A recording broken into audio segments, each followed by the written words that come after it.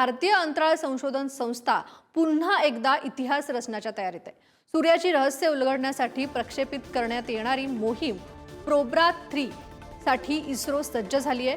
European space एजन्सीच्या PROBA 3 मिशनचे प्रक्षेपण आज सायंकाळी 4:08 आंध्र प्रदेशातील श्रीहरिकोटा स्पेसपोर्टमधून केले जाणार आहे। प्रोबा 3 इस्रोची व्यावसायिक शाखा न्यू स्पेस इंडिया लिमिटेडच्या सहकार्याने मोहीम प्रक्षेपित होणार आहे। या मोहिमेद्वारे 550 किलो वजनाचे उपग्रह एका अद्वितीय उच्च लंबवर्तुळाकार कक्षेत ठेवले जातील, जे जटिल कक्षेत अचूक प्रक्षेपण करण्यासाठी ध्रुवीय उपग्रह प्रक्षेपण वाहन आणि विश्वासार्हता याची मजबूत करेल।